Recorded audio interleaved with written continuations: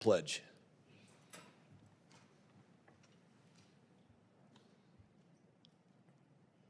I pledge allegiance to the flag of the United States of America and to the republic for which it stands, one nation, under God, indivisible, with liberty and justice for all.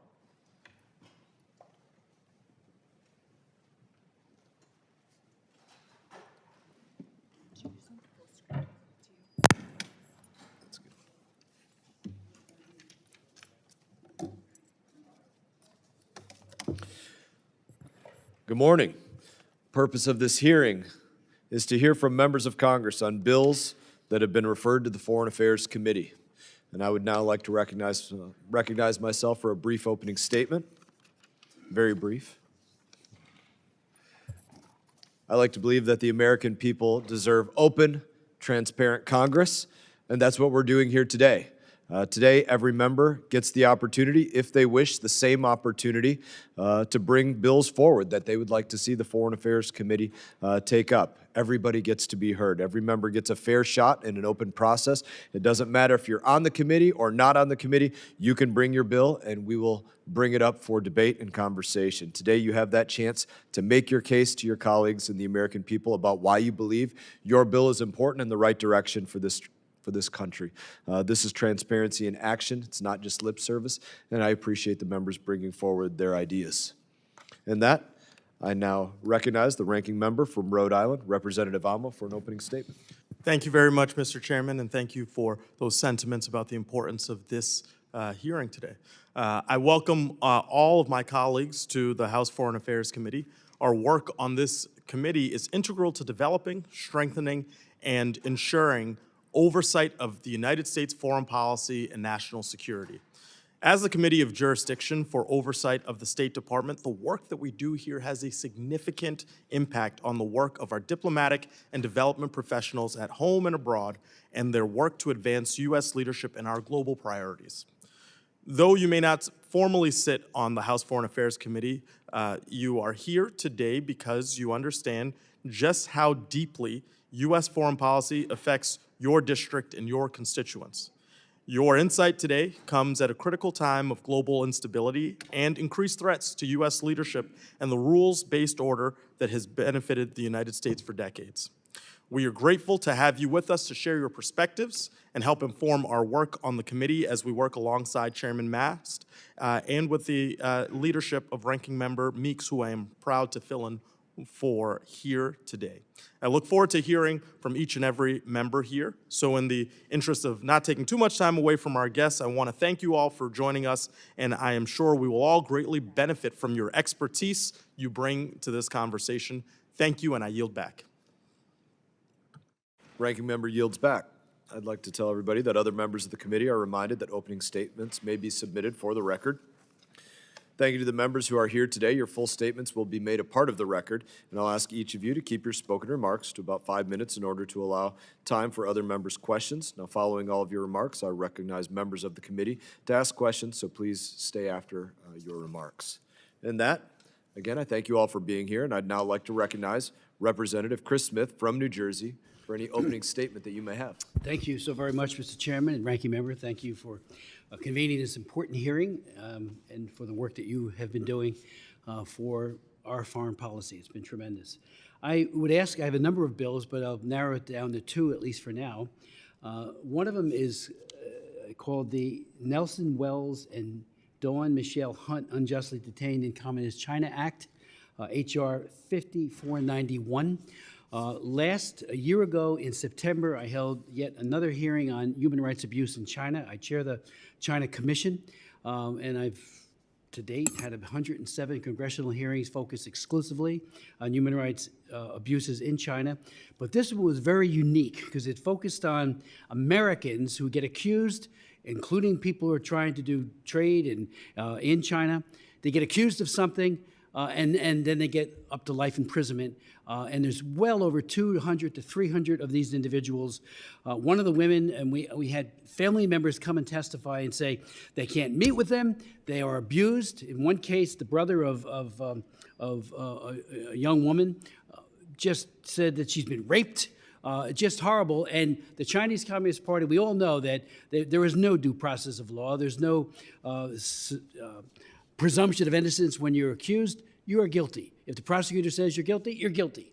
And so there's a very real hazard for Americans. This piece of legislation would call for the president to devise a strategy to help these people who have been unjustly detained, and to make sure that we are advocating for them. On the day and weeks before and soon after our hearing, a number of people were released. A couple of people were released. 3. And you know, it shows that the Chinese are listening. And again, we don't want Americans going over to the PRC, wherever it might be, including our men and women who are providing or doing trade there, and all of a sudden finding they've been accused of something, and they're on their way to the slammer for a very, very long time. We're hoping the president will raise this issue. I think this bill says we're behind those Americans, and we want them protected. The second is the Belarus Democracy Act. In 2004, I authored the Belarus Democracy Act of 2004, directed at Lukashenko and his henchmen who were imprisoning and torturing people in Belarus. The legislation caused many people to be, because it was signed into law by George W. Bush, many people got out of prison as a result of it, and it has been a very useful tool. It is the template for the Magnitsky Act and the Global Magnitsky Act, focusing on 2 things, and that is no visas for those who are found to be complicit in this kind of abuse. Secondly, they can't do any trade here. When I met with Lukashenko on one trip to Minsk, he pointed to me. We had 11 members at a meeting, and he said, that's public enemy number 1. That's how much he hates this legislation. And our hope is that we can reauthorize it. President Trump has done an amazing job of getting political prisoners out of Belarus. 86 year to date and into late last year. But I've met with Svetlana and others who have, she won the presidential election, as we all know, but of course it was stolen by Lukashenko. Her husband was released as a direct result of the president's 86 in all that have been released because of the president's. But there's still 1,200, more than 1,200, that are still incarcerated. And they asked, please, pass the Belarus Democracy Act, because it is a real leverage to get people out of prison and to hopefully usher in some democratic reform. So those are the 2 major bills. I do have others that are, I think, important, particularly in the area of human rights in China. We do want to reauthorize the legislation for the United States Commission on Religious Freedom. We do have a bill that's pending. It does run out at the end of this year, fiscal year. And, the genius of Frank Wolf when he did the International Religious Freedom Act in 1998 was to have a concurrent, independent, picked by the leadership of the House and Senate, Democrat and Republican, to monitor and to make sure that there's a separate look at all things related to religious freedom. And the Commission has done an amazing job. Every hearing I've had on religious freedom, they're always there providing insights, and they've been very helpful on the whole issue of Nigeria. They have been calling for CPC for Nigeria for the 4 years of Biden. Sadly, he didn't do it, but now President Trump has done it, and I just met with them yesterday at a big seminar, and they're all in to try to make sure, we need to reauthorize that commission. USERF is an amazing commission. I'm out of time. Thank you. Thank you, Representative Smith. I'd now like to recognize Representative Lois Frankel from Florida for an opening statement. Thank you. Thank you to our chair and ranking member and to the other committee members here today. I serve as the ranking member on the National Security Department of State and Related Programs, formerly known as SFOPS. It's the subcommittee of the Appropriations Committee that funds foreign assistance. And thank you for the opportunity to be here today. Our 2 committees share a common purpose, using America's foreign policy tools to make, in the words of our Secretary of State, Marco Rubio, making our country safer, stronger, and more prosperous. I'm here today, I'm not highlighting bills, but I want to highlight 2 areas critical to our goals, women, peace, and security, and food for peace. On women, peace, and security, in 2017, Congress, bipartisan, together passed the Women, Peace, and Security Act, and it recognized that the importance of women participating in activities related to peace and security. President Trump signed this bill into law. It had strong bipartisan champions, including the primary sponsors were Marco Rubio in the Senate, Kristi Noem here in the House, and then we had Jeanne Shaheen in the Senate and Jan Schakowsky here in the House. And they supported this bill because this is just something that's common sense. Women often experience life and conflicts differently than men. Mothers and grandmothers are often the first to see rising tensions in the community, and women face unique dangers during conflicts, such as rape used as a tool of war. Quite often, in most areas, maybe culturally, men are usually the combatants in war. It's men. So when the conflict starts and when the conflict ends, women are usually left, I say, picking up the pieces. They're having to rebuild schools, care for families, restart local communities, and help their communities heal. So it's very, very important not to ignore women's perspective. And that's why decades of research has confirmed that peace agreements last longer when women are involved. Countries with greater gender equality are less likely to fall in conflict, and every dollar invested in conflict prevention saves many times more in humanitarian and even military costs. And because of the WPS Act, our government built a real working system across State and Department, USAID, Department, Defense, Homeland Security to put these lessons in practice. We train women as conflict mediators, supported organizations that prevent extremist recruitment, expanded services for survivors of violence, and strengthened early warning tools that often rely on women's networks. And I also want to give an example. In Iraq, when they started to use women to search women who were suspected of being bombers, the suicide bombers, they were actually able to reduce the amount of suicide bombing. But the sad fact today is that our system is being quietly dismantled, and the administration has failed to submit the legally required WPS report to Congress. Offices have been closed, programs canceled, and public data removed. The law is in place, but the executive branch is not following it, although Secretary of State Rubio has promised to continue the work through regional bureaus, which unfortunately we haven't seen that yet. And so I'm here with this committee, and I'm sure you know this, as we're stepping away, China's coming in, and I'm asking this committee to help us enforce this bipartisan law. I want to just add something else on the Food for Peace program, which is not simply about sending food. It's one of the most effective tools for saving lives in crises and stabilizing communities. And for decades, it's been run by humanitarian experts trained to operate in war zones and fragile states to integrate food aid with health, education, and government's program. And now there is a proposal to move this program to USDA, which is a strong partner, but its mission is domestic agriculture, not managing emergency operations overseas.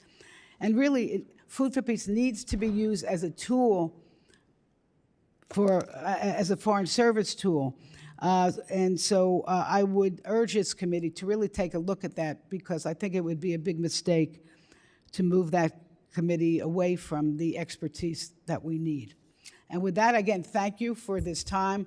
And I really encourage more interaction with our committees. I've served on this committee for 6 years. It's a really fabulous committee. And I think Appropriations Committee and the Substance Committee, I think we would all benefit if we could have a little bit more interaction. Thank you, Mr. Chair, and Mr.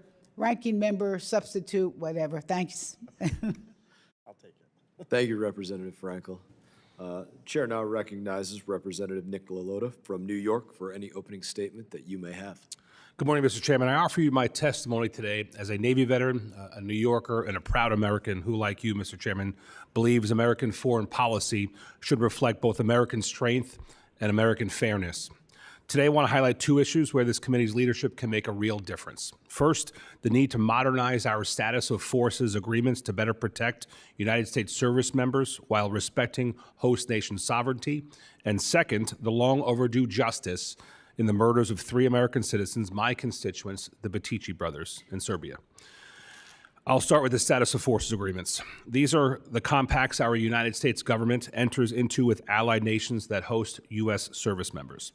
These agreements are designed to ensure that when an American service member faces an accusation abroad, they receive the same fundamental rights any American expects: the right to counsel, an interpreter, and freedom from pre-trial detention for non-violent offenses. But as we saw in the case of Navy Lieutenant Ridge Alconis, those protections don't always hold up. In 2021, while stationed in Japan, Lieutenant Alconis suddenly lost consciousness while driving his family home down Mount Fuji. The accident that followed tragically took 2 lives.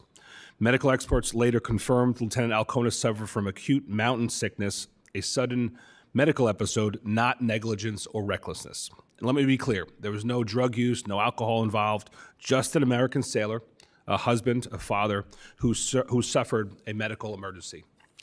Yet he was detained, interrogated without proper medical evaluation, and held weeks before charges were even filed. He was ultimately convicted and sentenced to 3 years in a Japanese prison, a punishment that simply does not square with the facts. His case exposed serious flaws in how our status of forces agreements are enforced, flaws that leave even our most honorable service members vulnerable when tragedy strikes overseas. During my time on the Armed Services Committee, I worked tirelessly with Chairman Rogers to review these agreements and to start the process of reforming them, but more must be done. And that's where you come in, Mr. Chairman. These agreements aren't just the Pentagon's responsibility. They're negotiated hand in hand with the State Department, and too often diplomacy takes precedence over defending our troops. That needs to change. We need this body to hold the State Department accountable for standing up for our service members and ensuring that not one more American in uniform is left without the rights they've earned and deserve. I look forward to working with you as we push to strengthen these agreements, demand transparency, and making sure that protecting our troops is never treated as a secondary concern.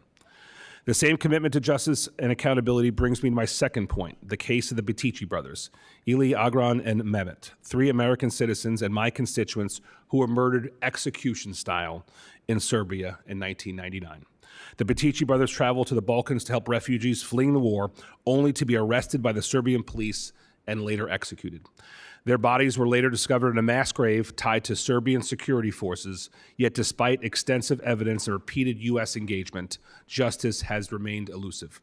For years, successive U.S. administrations and the House of Representatives have spoken with one voice demanding accountability. Nevertheless, justice has remained out of reach, and no perpetrator has ever been convicted. My resolution, H. Conres 4-1, once again calls for justice and meaningful action from Serbian authorities. It urges the Serbian government to fully cooperate with ongoing investigations, hold those responsible for war crimes accountable, and uphold the rule of law. This measure reaffirms America's commitment to accountability and human rights in the Balkans, making sure that impunity for such crimes has no place in modern Europe. It shouldn't be a partisan issue, Mr. Chairman. It's about standing up for American citizens and the values our country represents. This resolution previously passed the House unanimously during the 116th Congress, and it deserves the same strong support today. The Batici family deserves justice, plain and simple. We must act swiftly so the Senate has the time to do its part and finally deliver the justice that has been denied for so long. I'll close with this.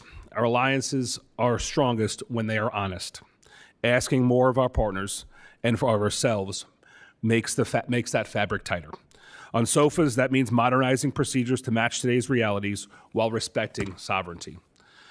On the Batici brothers, it means using every lawful lever to end a quarter century of impunity. In both cases, this committee can lead through oversight, through legislation, and through steady diplomacy to deliver tangible results for American families and to uphold the credibility that keeps our nations safe.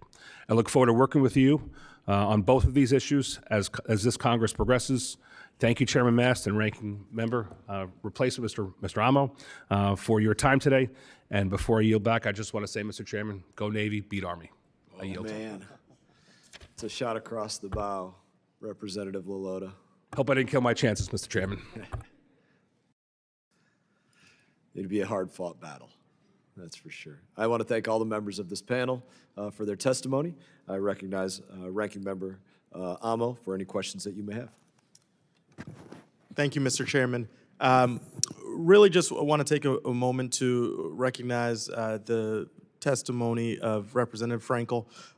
Thank you for highlighting the importance of making sure that there isn't damage done and undermining of the Food for Peace program's more than 7 decades of success. So I'm hopeful that this committee will continue to look to you and other appropriators in partnership in the spirit that you identified as we protect U.S. leadership in international food security assistance, something that we need to remain committed to in great partnership with our priorities, both for American global leadership around the world, but the values that we also stand for.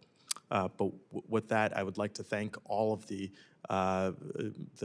folks who have appeared today. Grateful for the insights that you have shared, and I look forward to being a member of this committee to see that legislation as it moves through the process. Thank you.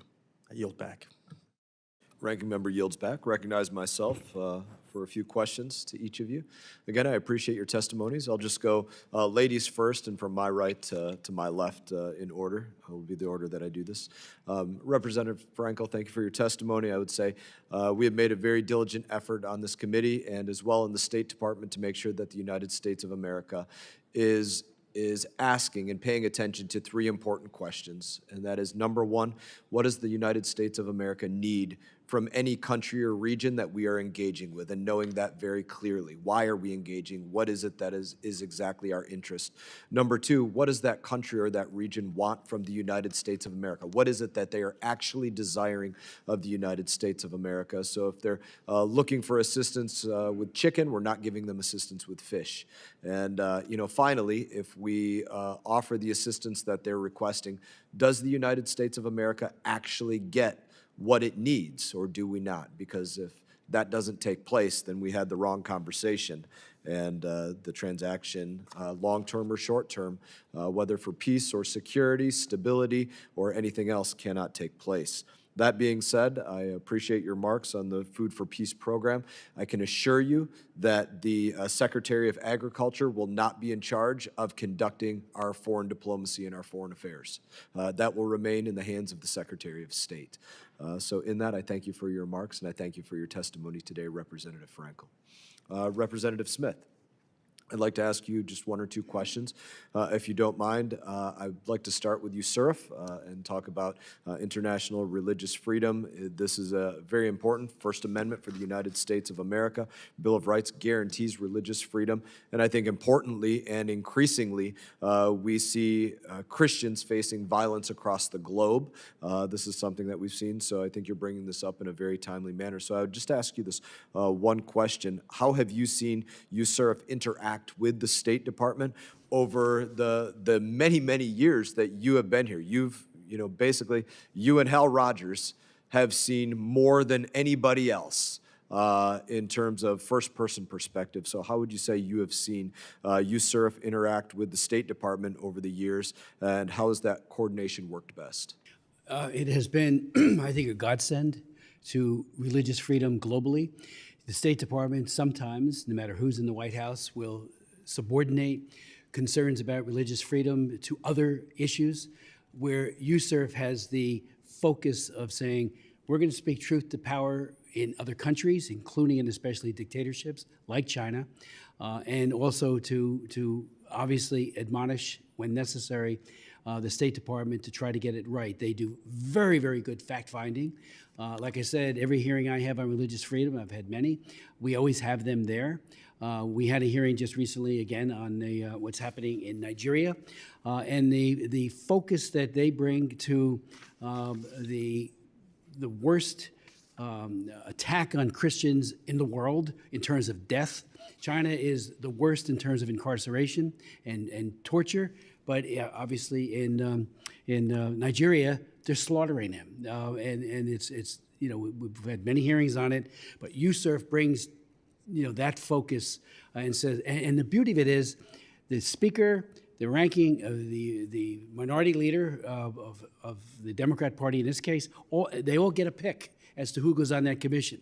So it is a very, very, potent mix of people who then come together and do reports and enlighten all of us and tell us when we're getting it wrong as well as a Congress. So I just think they're just an amazing group of people. And Frank Wolf, in his genius, because he sat right here, because I had all the hearings on the Religious Freedom Act in 1998, and he said we have to have a concurrent entity that will speak that truth to power, and they've done it magnificently. So we want to reauthorize it. Let me ask you another question. Oh, sure. What we often do real quick, Mr. Chairman, is wait to the very end of the fiscal year, and then there's all this, is it going to be reauthorized or not? I would ask the sooner the better that we get this done. Let me ask you a question about Belarus now. Oh, sure.